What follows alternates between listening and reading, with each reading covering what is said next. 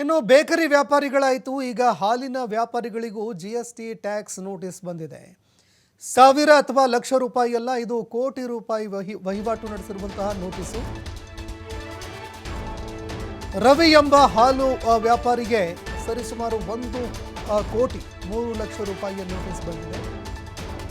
ಇನ್ನು 1,03,00,000 ರೂಪಾಯಿಯ ನೋಟಿಸ್ ಕಂಡು ಹಾಲು ಮಾರಾಟಗಾರ ರವಿ ಕಂಗಾಲಾಗಿ ಹೋಗಿದ್ದಾರೆ.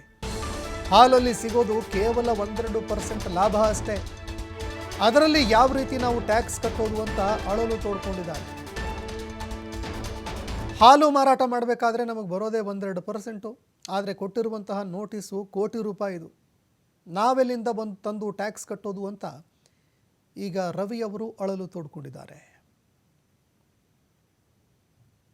ಇಲ್ಲ, ನಮ್ಮದು ಇದೇ ನಾಡ್ದು ಗುರುವಾರ 24ನೇ ತಾರೀಕು ಬಂದ್ ಕರೆ ಕೊಟ್ಟಿದ್ದೀವಿ. ನಾವು ಕರ್ನಾಟಕ ರಾಜ್ಯ ಬೇಕರಿ ಮತ್ತು ಕಾಂಡಿಮೆಂಟ್ಸ್ ಒಕ್ಕೂಟದ ವತಿಯಿಂದ ನಾಡ್ದು ಗುರುವಾರ ದಿನ ನಮ್ಮದು ಪ್ರತಿಭಟನೆ, ಫ್ರೀಡಂ ಪಾರ್ಕಲ್ಲಿ ಪ್ರತಿಭಟನೆ.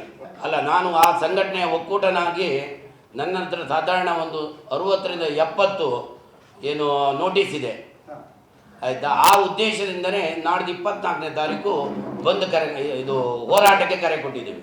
ಇಲ್ಲ, ನಮ್ಮದು ಇದೇ ನಾಡ್ದು ಗುರುವಾರ 24ನೇ ತಾರೀಕು ಬಂದ್ ಕರೆ ಕೊಟ್ಟಿದ್ದೀವಿ. ನಾವು ಕರ್ನಾಟಕ ರಾಜ್ಯ ಬೇಕರಿ ಎಲ್ಲರೂ ಸೇರಿ ನಾವು ಮಾಡ್ತಾ ಇರೋದೇನು ಉದ್ದೇಶ ಒಂದೇ, ನಮಗೆ ಇಷ್ಟೊಂದು ದೊಡ್ಡ ಒಂದು ಕ್ಲೈಮ್ ಅನ್ನ ಕಟ್ಟಲಿಕ್ಕೆ ಆಗೋದಿಲ್ಲ ಅಂತ ಹೇಳಿ.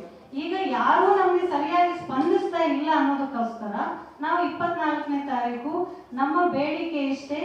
ಹಳೆಯ ಯಾವುದೇ ಒಂದು ಕ್ಲೈಮ್ ಮಾಡ್ತಾ ಇದ್ದಾರೆ 2022, 23, 24 3 ವರ್ಷದ ಹಿಂದೆ ಏನು ನೋಟಿಸು ಈಗ ಒಂದೇ ಸಲ ನೀವು ಕೊಟ್ಟಿದ್ದೀರಾ. ನಮ್ಮ ಪ್ರಶ್ನೆ ಇಷ್ಟೇ ಇಲಾಖೆಗೆ, ನೀವು ಈ ರೀತಿ ಕ್ಲೈಮ್ ಮಾಡೋದಾಗಿದ್ರೆ 2022ರಲ್ಲೇ ನೋಟಿಸ್ ಕೊಡ್ಬೇಕಾಗಿತ್ತು. ನಾವು ವರ್ಷ ಎಷ್ಟು ಬರುತ್ತೆ ನಾವು ಅದನ್ನ ಕಟ್ತಾ ಇದ್ದೀವಿ. ಈಗ ಒಂದೇ ಸಲ ನೀವು ಕೊಟ್ಟಿರೋದು ನಮ್ಗೆ 3 ವರ್ಷದ ಕಟ್ಟಕ್ಕೆ ಆಗೋದಿಲ್ಲ. ಯಾಕೆ ಅಂತ ಹೇಳಿದ್ರೆ GST ರೀಕ್ಲೈಮ್ ಮಾಡ್ಲಿಕ್ಕೆ ಆಗಲ್ಲ ನಾವೀಗ ಪೇಮೆಂಟ್ ಮಾಡಿದ್ರೆ. ಜೊತೆಗೆ